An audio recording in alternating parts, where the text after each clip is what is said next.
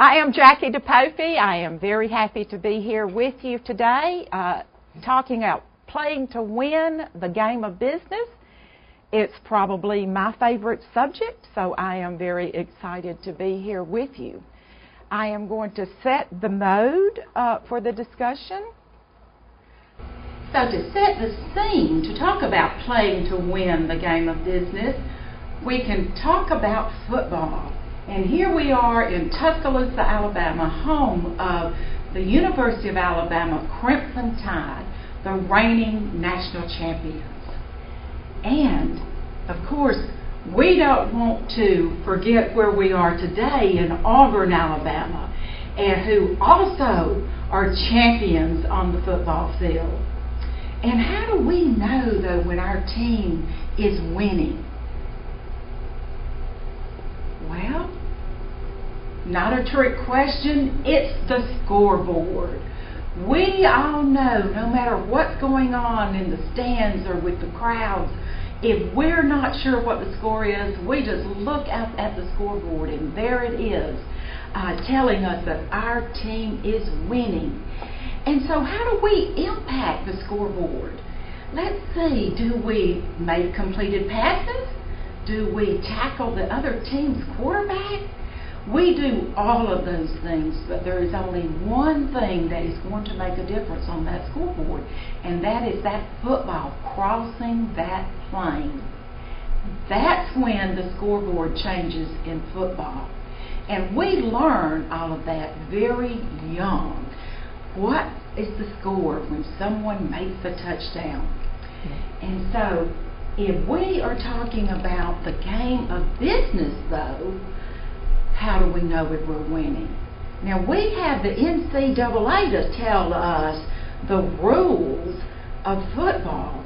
And a very exciting thing happened this week that I'd never seen before, that the rule maker came out and told me about it on the television. And that was one of the players lost his helmet during a play, and he kept playing, and he was penalized for doing that. And for the first time ever, I realized there was a rule where you can't do that because of safety. So there's lots of rules. We won't talk about them all now, but y'all all know all the different rules that the players on the field have to deal with. Well, what about the rules of business? You can see here there are a lot of rule makers for business. The IRS is definitely going to tell us what we need to do. We are going to have accountants telling us. We're going to have OSHA, EPA, you see federal, state, local governments. They're all setting rules for us. Professional standards and licensing boards. And compliance is not optional, and it's very costly. So if we're going to play this game, the game of business, and win, we need to know what the rules are and who's making them. Now, do we have a choice about complying with these rule makers? No, we don't. Just like when we're on the team, we don't have a choice. We have to play like the rules tell us and how the referees tell us. And in business, I like to think about the expression I heard about America, that we are the land of unbridled capitalism. Unbridled capitalism. I could debate that. We're a little bridled here. But we still are in this wonderful, exciting country that allows us the freedom to go into business. But we are told how to do that a little bit more. Now let's talk about business and how we know we're winning in business. The object of business is profit. Now sometimes I say that and I just want to go, well, duh, who does not know that? But in my many, many, many years of talking with business people about why they're in business, quite often this is the last thing they talk about. So from a business point of view, as a manager, a decision maker, a coach, or whatever, the object of business is profit. And profit really is a measure of our ability to play this game. Business is not a hobby. A lot of people have come to me over the years and said, you know, I love to cook, I'm going to open a restaurant. Or I love to do this as a hobby and I think I'm going to turn it into a business. And what they do is turn their stress reducer, their hobby is something you do to reduce your stress, into their business, which then becomes their stress producer. There's no way of getting around it. If you're in business, you've got stress coming on you. So you don't have, when you turn your hobby into a business, you no longer have something to go home to relax with. So it's not something you do for fun. I don't know that any of us really come to our office every day just for the fun of it. We come to earn profit. Business is not a charity. And I feel very strongly about charity. It's important in our community, but business is not a charity. Now that's not to say we can't take our profits and do charitable things with them, but we have to make the profits before we can help anyone else. It is a legal entity that pays taxes on profits, which then support the functioning of our government. And I make that point because too often people think governments have money on their own. Well, they don't. They have what we give them to run the country. And this is how businesses are the economic stability. It's because we do make profits. We do pay taxes. We do support the government that allows us to have this unbridled capitalism in seeking a profit. Business is industry in action.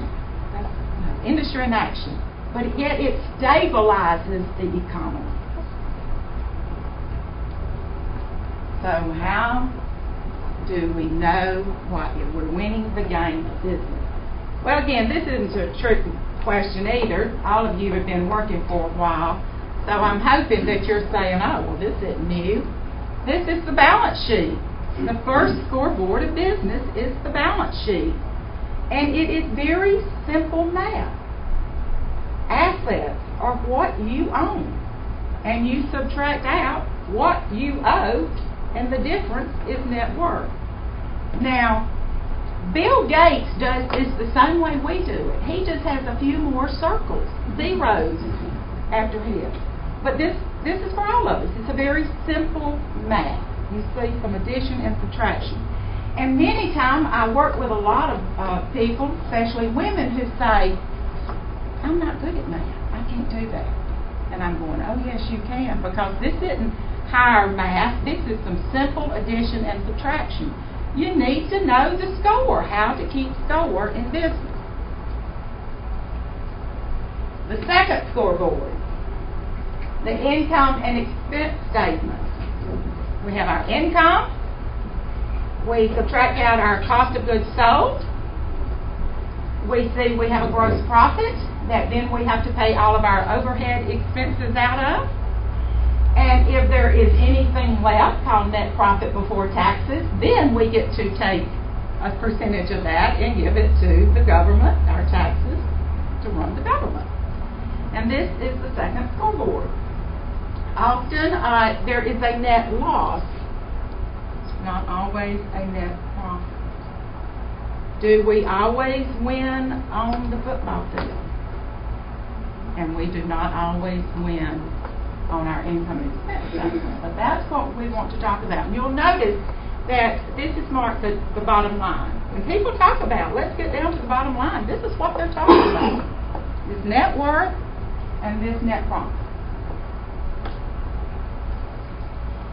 But those two documents, although they're scoreboards, they are historical in nature. Everything that you've done that impacts the income statement and the income and expense statement, you've already done it. When you see that statement, it's already happened. Okay. Well, what I want to talk about in winning the game of business is a statement that has not already happened, but is the most important single tool that you can have as a business person to help you win your game. This is that playbook. This is the playbook. It is where we will manage resources of time and money. It is a written vision of your future in terms of dollars. It's well researched what if scenarios with detailed supporting documentation. And most importantly, cash flow projection is a plan to make sure you pay your bills on time. If you have this big payment that's coming up and you're not prepared for it, you will have a lot of extra stress in your life. The cash flow projection, this tool to help you win the game of business, it links your action plan. It links your calendar, and it links your checkbook. The cash flow projection, it is of the future. By having a cash flow projection, you will avoid spur-of-the-moment decision making. You will reduce your stress, you will improve your credit, and it could save your business. It could save your partnership, it could save your marriage. The cash flow projection. Okay, I know that you will not be able to read this version, but this all has zeros in it. This is that cash flow projection. This is your scoreboard for the future. This has not happened. This is you planning ahead of time. And what I would challenge each one of you to do is to look to this very last spot, that net income, and set that as a goal that you then work towards. But right now, it's all zeros. Do you notice it's in quarters? Now, when the 4 quarters are up in football, if you hadn't won the game, what can you do? You go home and work harder and prepare some more.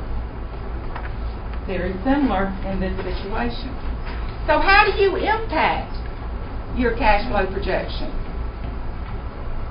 Well, what I would suggest is you start doing some kind of assessment. And the form that I gave you out earlier today was an assessment tool for you to start to say, well, where am I really confident, or where do I really need help? That's an assessment. But also, if we were going to develop your particular cash flow projection, your plan for the future, we would look at this. This is the work of Michael Porter from Harvard Business School, and he talks about the forces of competition. And we would want to look through all the forces of competition that has to do with each one of you differently. And then we would do a SWOT analysis. Again, this shouldn't be new. Strengths, weaknesses, opportunities, threats. Now let me ask you, when I was talking about the scoreboard for the football team, and I said something about, well, does it matter how many times you make completed passes? Does it matter? Does it matter how many times you sack the quarterback of the other team? Does it matter? Only if it leads to scores. Only if it leads to something. I was going to say, if it doesn't impact that score, why do people keep all those statistics? I mean, I know people who can give me every statistic on every game ever played. And it's amazing to me. But if that doesn't change the scoreboard, why do you keep all those statistics? Because they tell you this. They tell you your strengths and weaknesses. Why do coaches watch hours and hours and hours of film on some other team? They are trying to do this. They are trying to analyze the strengths and the weaknesses, opportunities, threats. So when they go on the field, have they just woke up and come out there one day, or have they not practiced and practiced and practiced and watched film and played and just rehearsed and done so many things to go out on that field? And what I'm saying to you is, you as a business person needs to do some of these things also. This is where your offensive and defensive decision making takes place, is by looking at those forces in that prior slide and determining what are the SWOTs of each of those things. Your company, the competitor, your suppliers, the government, all of the things. If you want to truly make a plan to win the game of business, then you need to do some of the things that you've been doing for the game of football and applying them to your business. Now, you've done your assessment and you've assessed and SWOT and all of that. Now you want to get your sales up. What I'm going to do is just give you a couple of scenarios on how you would impact your scoreboard. And so one of the things that people might suggest is, well, I need to do some marketing. My sales are, everything was zero that we saw to begin with. So we want to do some marketing. And this program I developed in 1983. It is called the RAMPS Plan to Marketing Success. That stands for Research, Advertising, Merchandising, Promotion, and Sales. But now I want to talk about a different game. Anybody in here have never played the game of darts? Again, very common game. Darts. Well, how do you win the most points in darts? Not a trick question. You hit the bullseye. Quite simply, you hit the bullseye. And the closer you get to the bullseye, the more points you're going to have. Imagine that there's a 100 score on that red dot, and then a 75 on the circle beside it, and then 50 and 25. Dartboard, we've all played it. But what if you hit out here on your dartboard? No point. No point. What you want to do in marketing to be efficient and effective is to understand the face that goes on that bullseye. Who is it that makes up your customer? Because once you define who your customer is, then you can quit worrying about the rest of the world. You can only, even GE, as much funds as they may have available, you still cannot afford to reach everyone. So they have a target. Each of you has a target. And those are the people you want to worry about when you're doing marketing. The research is the first step. It's the most overlooked step. That's defining that target. Now this is how it would look from a consumer point of view. But as a management scientist, I also convert everything I do into a scientific model. And so that's what you see here. And what this proposes is there are a lot of relationships going on. What this also says is ongoing, and that you repeat this. You identify who your targets are, you reach them with frequency, you repeat, and you sharpen your focus over and over again. Just like, how do you get better at a game of darts? How do you get better? Practice. You practice, you practice. That's what marketing is. Practice finding that target customer. Now, for all the HR people in the room, here's another scenario. Okay, we want to increase our marketing, increase our sales, but maybe we need some help. And although this says owner over there, it could be manager, whatever. But at time one, in our business, our owner is doing everything. You will see the top line that says management. There are 5 steps of management: planning, organizing, budgeting, staffing, controlling. And what do you manage? You manage all the functions of the business. You manage accounting, finance, marketing, human resources, and the favorite of most business owners, operations. Operation is usually the development of that product or idea or service that really encourage the person or move the person to do what they're doing. And that's usually the part most people enjoy, is that operation. And in talking about operations, someone mentioned bottlenecks earlier. Yeah. Well, this is another game that I want you to think about.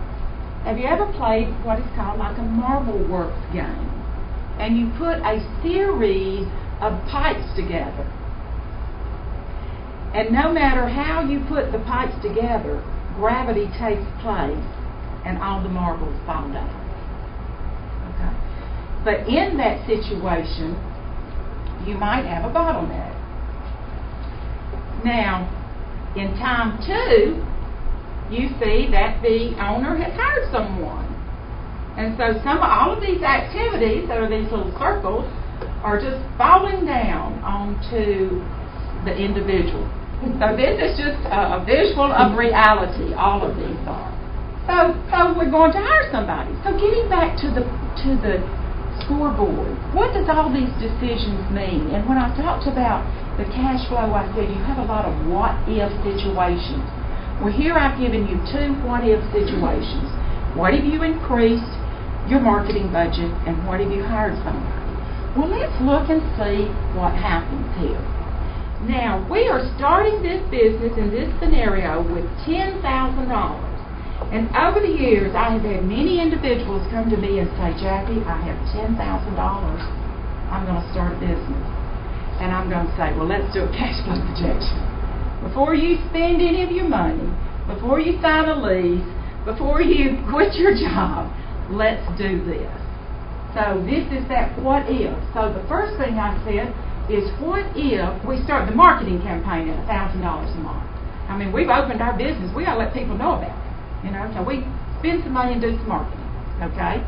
And then we're going to get really busy because that marketing is going to cost a lot of sales, and so we need some help. And so the next month we hire someone.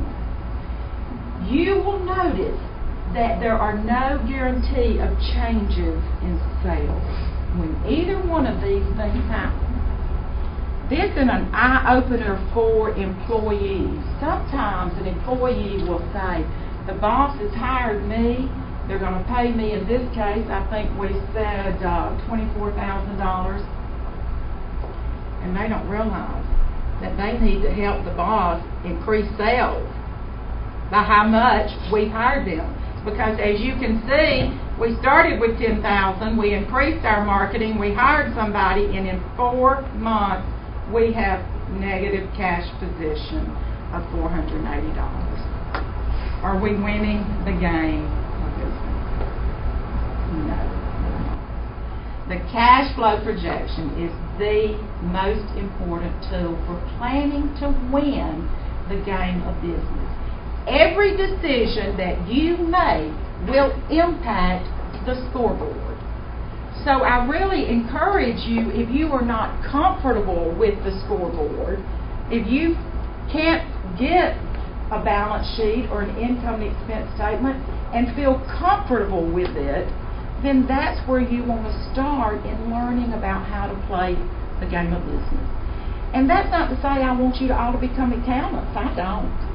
But I want you to know that when somebody gives you a statement of your money, that you are comfortable with what that statement is telling you and how you impact the scoreboard. Now, there are many reasons for failure, but there are equally many reasons for success, and so I wanted to just emphasize that we are in this great capitalistic country, and that we are told almost from birth that one of the American dreams is to own your own business.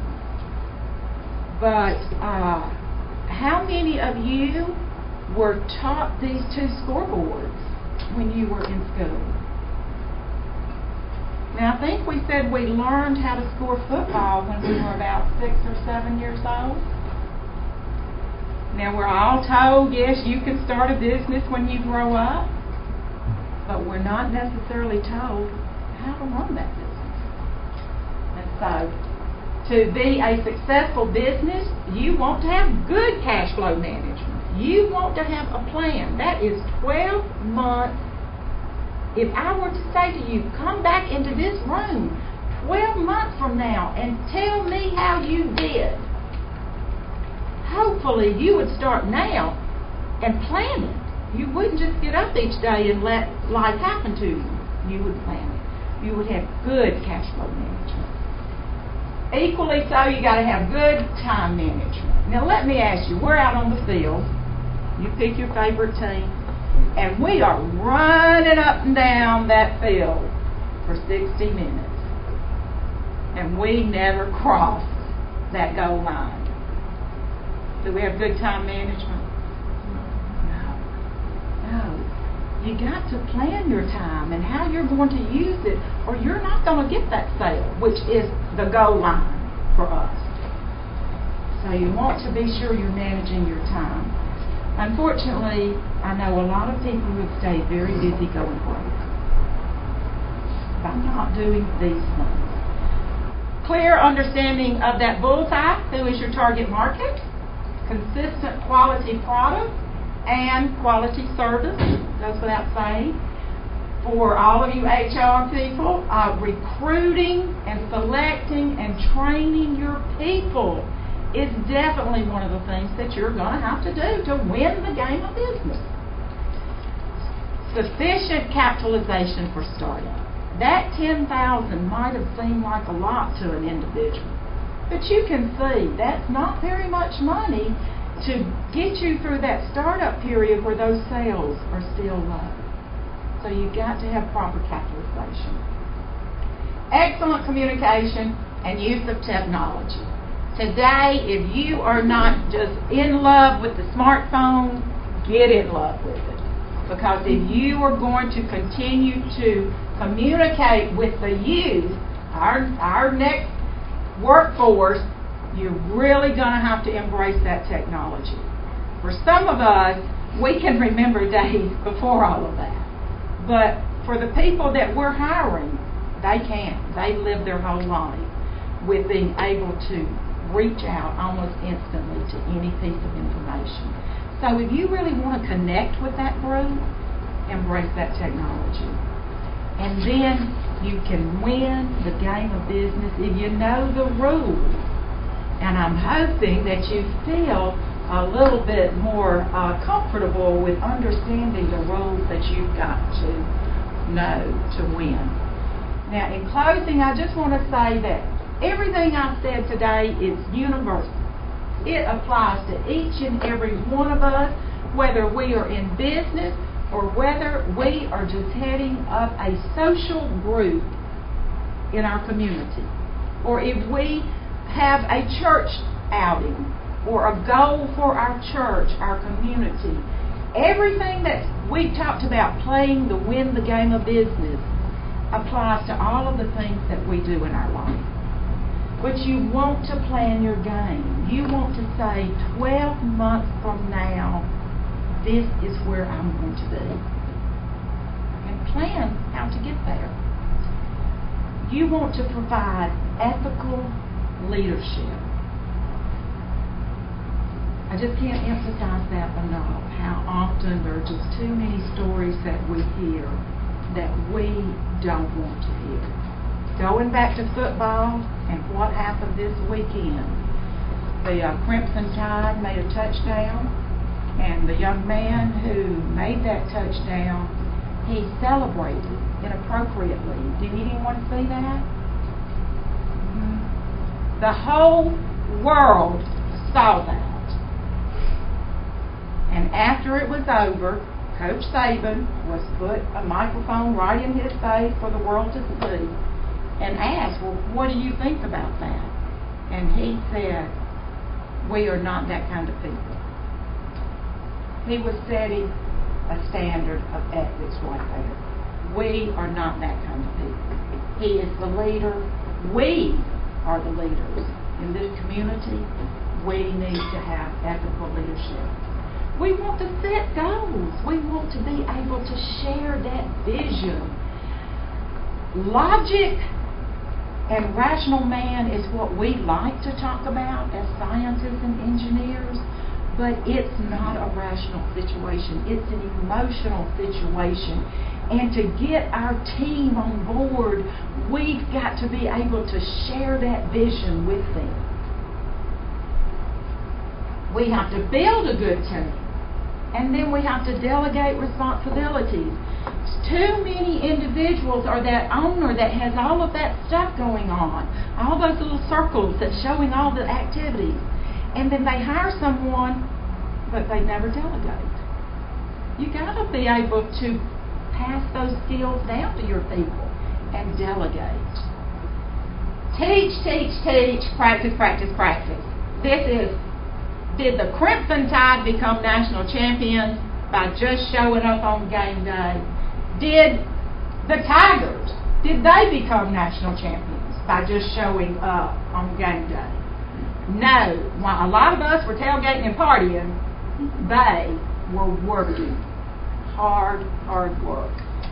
That's what it takes to be successful. Get help when needed. And I'm here to say, if you are uncomfortable with any concept in business, I am here to help you. So, get help when you need it. Many of these companies have come in and immediately hired an HR person. That was the help they needed. So they got someone right in. And I believe that when we are successful, we must give back to the community. I said business is not a charity. It's not. But that doesn't take away any of our responsibilities that when we are fortunate enough to be blessed enough that we are successful, that we give back to the community. And I think when you take all of these things into consideration, that's how you win the game of business. If I can encourage you to study up on the rules of business and apply them, and let me know how I might be able to help you in that regard. And together we will continue the great tradition that Auburn, the city of Auburn, and Opelika, Lee County has as being a leader in business and economic development in our state. Right here in this room and in this area, we are leaders of business for our state. So it's a great honor to be here with you and to be a part of it. Any questions, comments? Well, then go out and win.